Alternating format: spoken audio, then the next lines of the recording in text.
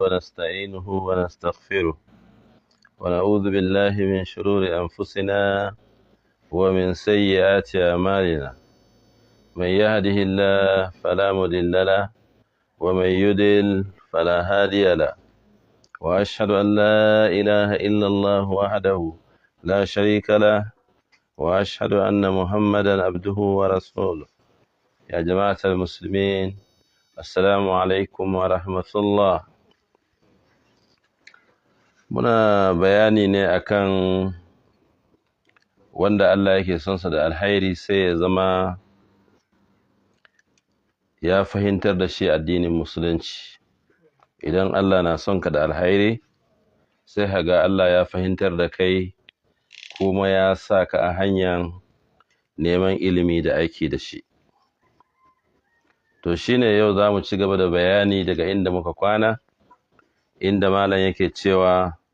wala sabila ila ma'rifati hadhihi al-ibada, ba hanyar da za ka yi ka gane wannan ibada da ake bauta ma Ubangiji madaukakin sarki illa bi tadabburil kitabil azim, sai ka lura da alkur'ani, littafin Allah wanda yake mai girma, ka yi karatunsa ka fahimce shi kafin ka san yadda za ka bauta ma Ubangiji.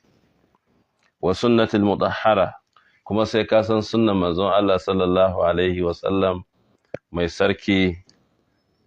Wa ma'rifati ma amara Allah bihi wa rasuluhu, kuma sai ka san meye ne Allah ya umurne ka yi, kuma meye ne manzon Allah sallallahu alaihi wasallam ya yi umurni da shi. Min anwa'il ibadati, na nau'o'in bauta, wani irin bauta ne Allah ya aiko da shi kuma yaya annabi ya karantar. Wa su'ali ahlil ilmi amma ashkala fi dhalik, kuma sai an tambaye ahlul ilmi, malamai, ga duk abin da ya rikice ma mutane suka zamanto ba su da fahimta addini a kai, to sai an tambaye su sun yi ma mutane bayani abin da duk ya zo ma mutane sabo da ya rikitar da su. Wa bidhalika tu'rafu ibadatullahi subhanahu wa ta'ala, da haka nan ne ake sanin bautan Allah ingantacce da ya zama wajibi kowa ya bauta ma Allah ta wannan hanya. Allazi khalaqa al-ibada min ajaliha, wanda Allah ya halicci bayi ne don su bautata masa wannan bauta din. Wa tu'adda ala wajhi alladhi shara'ahu Allah, kuma ayi ibadan yadda Allah madaukakin sarki yayi umurni da shi. Wa hadha huwa as-sabilul wahid, wannan shine hanya guda daya. Wa hadha huwa as-sabilul wahid ila mardatillah, wannan shine hanya guda daya da zai kai ka zuwa ga samun yardan Allah. Zaka bauta ma Allah kuma da wannan hanyar, kuma da shine zaka samu yardan Allah madaukakin sarki. Wal fawzu bi karamatihi, kuma ka samu rabauta da kyauta da daraja da Allah madaukakin sarki yake bayarwa. Wan najata min gadabihi, da wannan ne kuma zaka samu daman sira min gadabihi, daga fushin Ubangiji, kada ya zama Allah ya yi fushi da kai. Wa iqabihi, da kuma wannan ne zaka sira daga ukubar Ubangiji, ma'ana daga azabarsa. Waffaka Allahul muslimin, Allah ya datar da musulmai, ya nuna masu hanyar kwarai, da kulli ma fihi rida, ga duk abin da Allah ya yarda da shi, to Allah ya fahimtar da musulmai su gane shi kuma su yi aiki da shi. Wa manahum al-fiqha, kuma Allah ya baiwa musulmai fahimtar fikihu, ma'ana fahimtar addini, al-fikihu fi dinihi, wajen addininsa, su san yadda ake bauta ma Allah a cikin addininsa. Wa walla alaihim khiyarahum, kuma Allah ya jibintar musu, ya shugabantar ma musulmai khiyarahum, zababbunsu. Allah ya sa wanda suke zababbu daga cikin musulmai, to Allah ya sa su ne shugabannin. Kada Allah ya ba da shugabanci ga asararru, ga mutanen da ba su da ilimi, ba su da kyakkyawan manufa, to kada Allah ya shugabantar da su akan al'umma. Wa walla alaihim khiyarahum, Allah ya jibintar masu, ma'ana ya shugabantar masu da zababbu daga cikinsu. Wa aslaha qadatuhum, kuma wanda suke kan jagorancin ma yanzu, to Allah ya gyara halayensu zama na kwarai, su zamanto masu bin dokokin ubangiji. Wa waffaqa al-ulama al-muslimin, kuma Allah ya datar da malaman musulunci li ada'i ma yajibu alaihim, ya sa su dace su ba da ilimi da ya zama wajibi a kansu su karantar. Allah ya ba su daman karantarwa din. Min ad-da'wati, su zamanto suna kiran ga mutane zuwa ga addinin Allah da karanta shi da aiki da shi. Wa ta'lim, ya zamanto malamai suna karantarwa, ba su zauna kawai sai shugabanci kawai suke so ba. Wa nushi, su zamanto suna nasiha in sun ga ana yin ba daidai ba, a yi nasiha a hana mutane aikata abin da ba daidai ba ne shi.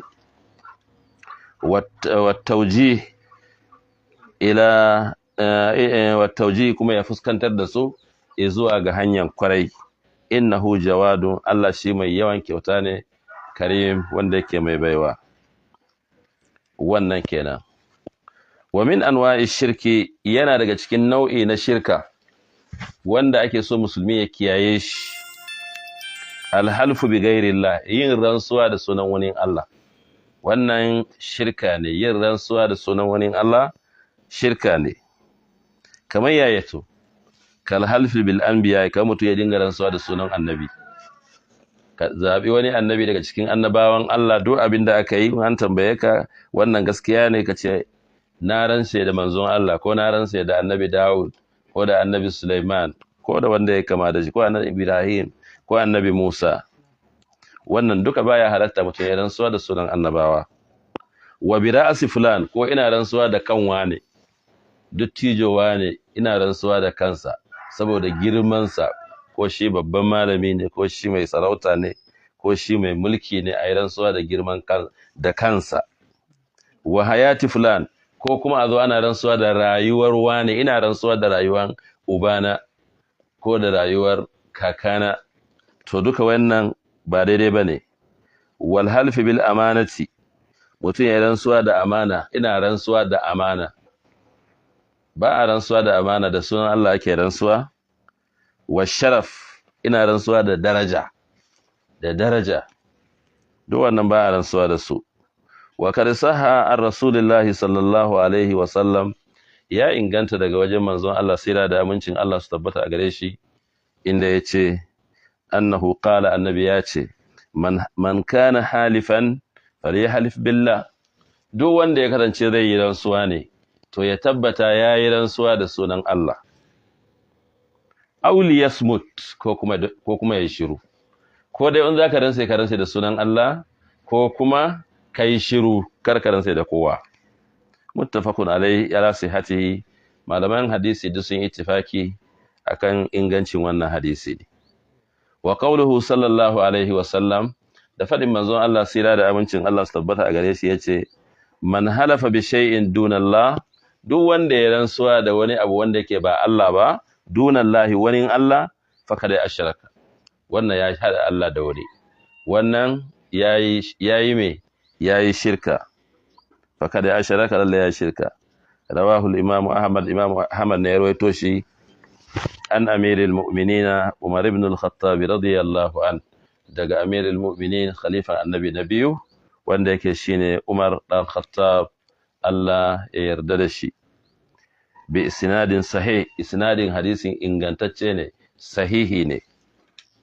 Wa qawluhu sallallahu alaihi wa sallam, da kuma fadin manzon Allah sallallahu alaihi wa sallam inda yace, da manzon Allah inda yace,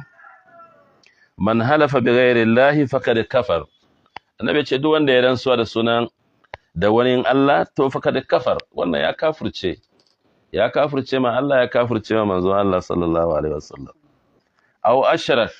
mai riwayar ne ya manta wanne ne annabi ya faɗa, ya ce ya kafurta ne ko ya ce ya yi shirka. Fakad kafar aw ashraka, shin ya zama kafuri wanda duk ya rantsuwa da sunan wani Allah ya kafurta, kamar da suke ce aradu kuwa rigango. To duka irin wayannan rantsuwoyi din, yin rantsuwa da su, wanda ya wannan, ko dai annabi ya ce ya kafurta ne ko kuma ya ce ya yi shirka. Wannan hadisi akhrajahu Abu Dawud ne ya rawaito shi, wa Tirmidhi da Imamu At-Tirmidhi bi isnadin sahih, da isnadin hadisin kuma sahihi ingantacce. min hadisi ibn Umar radiyallahu anhuma, daga hadisin Abdullahi dan Umar Allah ya yarda da su, wa qala yace wa qala alaihi salatu wassalam, manzo Allah sai da amincin Allah su tabbata gare shi yace man halafa bil amanati, duk wanda ya rantsa da amana ko da zaman lafiya, falaysa minna, ba mu bashi. Annabi yace ba mu bashi, duk wanda ya rantsa da amana to falaysa minna, wannan baya cikin mu, wannan baya cikin masu bin umurnin mu. Wa qala aidan, ya annabi ya sake cewa alaihi salatu wassalam, yace la tahlifu bi abaikum, kada kuna rantsuwa da sunan iyayenku ko babanku ko kakanku ko waye dai, kada yi rantsuwa da shi. Kada ku rantsuwa bi abaikum, da iyayenku, wala bi ummahatikum, ko da uwayenku wayanda suka haife ku, iyayenku mata, kar ku yi rantsuwa da su, yin haka nan haramun ne. Wala bil andad, haka nan kuma ba a rantsuwa da andad, kishiyoyin da kuka sama Allah. Kuna bauta ma Allah, kuna bauta ma wani, kuna kiran Allah, kuna kiran wani, to kada ku yi rantsuwa bil andad, da kishiyoyi da kuka samu ubangiji. Wala tahlifu billahi, kuma kar ku yadda ma ko da Allah ne ku yi rantsuwa, illa wa antum sadiqun, har sai kun san abin da kuke faɗi din gaskiya ne. Kada ya zama da cewa za ka faɗi magana kuma ka rantse da sunan Allah alhali kuma akan karya, to wannan babban zunubi ne mutum yake ɗauko makansa.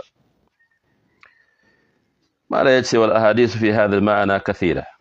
hadisai da suke bayani akan irin wayannan hana rantsuwa da wayannan abe baɗe din suna da yawa, ba wayannan da muka ambata kawai bane. Wal halfu bi ghairi llahi min ash-shirk al-asghar, mala ya ce to amma ku sani, yin rantsuwa da wani Allah, da sunan wani Allah, min ash-shirk al-asghar, yana daga cikin karamin shirka, ba babban shirka bane da yake fitar da mutum daga musulunci. Akwai karamin shirka wanda yake daidai da manya-manyan sabo ne shi, har ma ya fi manyan sabon girma a wajen Allah madaukakin sarki, karamin shirka. To amma babban shirka shi yana fitar da mutum ne daga musulunci kwata-kwata. In mutum ya yi shirka babba, to yana fitar da mutum daga wato musulunci. Wa kada yufdi ila shirkil akbar, yin rantsuwa da wani Allah yana bayuwa zuwa ga babban shirkan ma. Mun ce yin rantsuwa da sunan wani Allah, mun ce karamin shirka ne. To yin hakan ma kada yufdi, yana iya kaiwa ila shirkil akbar, zuwa ga babban shirka. Idza ataqada ta'zima, idan mutum yayi kuduri a zuciyansa wannan da kake rantsuwa da shi din, baban nakan ko kakan nakan ko aradu din ko kuran kwasan ko abin da yake kama da shi, idan kai kuduri a zuciyanka ta'zimahu, kana girmama shi kamar yadda ke girmama Allah, to ya zama babban shirka. Misal ta'zimillah, in kai girmama shi a zuciyanka, shi wanda kai rantsuwan da shi kamar yadda kake girmama Allah, to wannan yana kai ka ga babban shirka. Aw annahu, ko kuma wannan aw annahu yanfa'u wa yadur, ko kuma kai kudure a zuciyanka wannan da kai rantsuwa da shi din yanfa'u, yana iya amfanan ka da abin da kake roƙon sa, wa yadur, kuma yana iya cutar da kai in baka roke shi ba, ko kuma in yaso dunallahi, ba wanda yake kuma shi din ba Allah bane. In ka kudurta wannan abubuwan guda biyu, ka kudurta girman wanda kai rantsuwa da shi, girmansa, kana ganin girmansa kamar yadda kake ganin girman Allah, ko kuma kana kai kudurce a zuciyarka yana amfanarwa, wannan abin da kai rantsuwan da shi yana amfanarwa, yana iya cutarwa, kuma shi ba Allah ba, kamar yadda Allah zai iya yin maka, shi ma yana iya yi. In ka kudurta haka nan, aw annahu yuslihu, ko kuma ya inganta a yi rantsuwan da shi, ko ka kudurce a zuciyanka ya halatta a yi rantsuwan da shi, bayan annabi ya ce kada ku yi rantsuwa da shi, sai ka kudurta a zuciyanka yin rantsuwa da wayannan abubuwa din kai ya halatta. Annahu yuslihu, cewa ya inganta, ya halatta, li an yud'a, a kira wannan din a yi rantsuwa da shi kamar yadda kai. Aw yustagasu bihi, ko a nemi gudunmuwansa, ko ya halatta a nemi gudunmuwa wajen wannan da kai rantsuwan da shi. In ka kudurce haka nan, to yana kai ka ga babban shirka. Wa min hadha al-bab, yana daga wannan babi, ire-iren wayannan maganganun kenan ko ire-iren wayannan ransoyin kaulu fadin ma sha Allahu wa sha'a fulanu sai ka ce in Allah ya so ko ka ce haka Allah ya so haka wani ma ya so wannan abin da nake nema da na nema yanzu na samu Allah ne haka ya so wani ma haka ya so shi yasa na samu to wannan shi ma daga cikin ranson da aka hana wannan yana daga cikin maganganun da aka hana a shari'a mutum yayi ce ma sha Allahu wa sha'a fulan yace haka Allah ya so kuma haka ne Allah wane ma fulanu wane ma ya so ko kuma mutum ya ce walau lallahu wa fulanu in ba don Allah da wane ba da bin samu ba ko kuma in ba don Allah da wane ba da bin rasa ba ko kuma me wa hadha min Allah wa fulan ko kuma kace wannan na same shi ne min Allah daga Allah ne wa fulanun da wane daga Allah wa fulanun da wane na samu wannan abin da na nema din na samu ko aure ne ko karatu ne ko ilimi ne ko dukiya ne ko dai wani abu ne duk da kake nema sai kace ka samu ne daga wajen Allah kai tsaye kace daga wajen Allah da wane wannan shi ma abin da magana ne da aka hana musulmi yayi shi wa hadha kulluhu min ash-shirk al-asghar wa'annan duka da muka ambata suna daga cikin karaman shirka kananan shirka likaulin nabi sallallahu alaihi wa sallam saboda fadin manzon Allah sallallahu alaihi wa sallam inda yace la taqulu ma sha Allah wa sha'a fulanu kar ku ce annabi yace la taqulu kada ku ce ma sha Allah wa sha'a fulanu haka Allah ya so haka wani ma ya so kar ku faɗi haka wannan kuskure ne wannan karamin shirka ne walakin sai dai kulu ma sha Allah ku ce haka Allah ya so thumma ku sa thumma a ciki thumma sha'a fulan sannan wani ma ya so ka ce sannan wani ma ya so ka ce ma kulu ku ce ma sha Allah haka Allah ya so thumma sha'a fulan sannan haka sannan wani ma ya so idan wani din ya taimaka maka wajen samun abin da ka nema din sai ka ce haka Allah ya so sannan kuma karka hada su ka ce ma sha Allah wa sha'a fulan ka ce Allah haka ya so wani ma haka ya so sai dai haka Allah ya so sannan ka sa sannan shine thumman nan wato sai da Allah ya so thumma din nan ma'ana sannan wani son nasan ya biyo daga bayan na Allah ba tare suke ba Allah ne ya fara sani da so da farko sannan son wani din shi ma ya biyo har ya taimaka na samu wannan abin da na samu ɗin wannan kenan mala ya ce wa bihada yu'lam da wannan ne aka sani cewa annahu la haraja cewa babu laifi kenan bi an ya kula mutum ya ce laulallahu thumma fulan ba don Allah ya sa ba sannan wane to babu laifi ka ce haka nan ba don Allah ya sa ba sannan wane shi ma ya so ya taimaka da ba a samu ba to wannan ya halatta yi haka nan aw hadha min Allah thumma fulan ko kuma wannan na samo shi ne daga wajen Allah Allah ne ya bani sannan wane ma ya yadda don ya sa baki ciki idza kana lahu tasabbubun fi dhalik idan wani din yana da sababi a wajen samuwan wannan abin gare ka idan wannan wani din da ka faɗa shi ma ya taimaka wajen ka samu wannan abin to sai ka ce in ba don Allah ba sannan kuma da wani shi ma ya so ba da bin samu ba wannan babu laifi wa thabata anhu sallallahu alaihi wa sallam ya tabbata ya inganta daga wajen annabi sallallahu alaihi wa sallam yake cewa anna rajulan kala lahu cewa wani mutum ya ce da shi ya ga ma annabi ma sha Allahu wa shi'ita idan Allah ya so kai ma annabi ka so idan Allah ya so kai ma ka so ya gaya ma annabi haka nan ya gaya ma annabi haka nan ma sha Allahu haka Allah ya so wa shi'ita kai ma haka so fa kana lahu sallallahu alaihi wa sallam sai manzo Allah sallallahu alaihi wa sallam yace da shi aja'altani lillahi niddan yanzu ka sanya ni kishiya ne ma Allah aja'altani ka sanya ni niddan in zaman kishiya lillahi ma Allah kul ma sha Allahu wahdahu,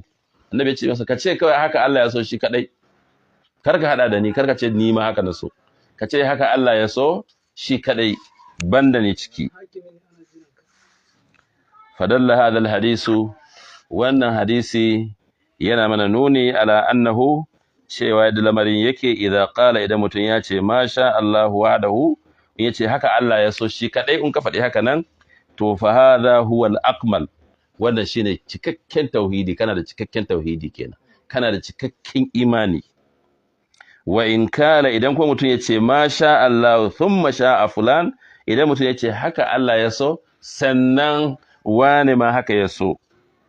to fala haraja, to ba laifi. Fala haraj ma'ana ba laifi, jam'an bainal ahadis, idan an hada hadisan kenan dukan su an yi aiki da su, to sai a ce in kace ma sha Allahu thumma sha'a fulan, wannan babu laifi. Wal adillatu kulluha,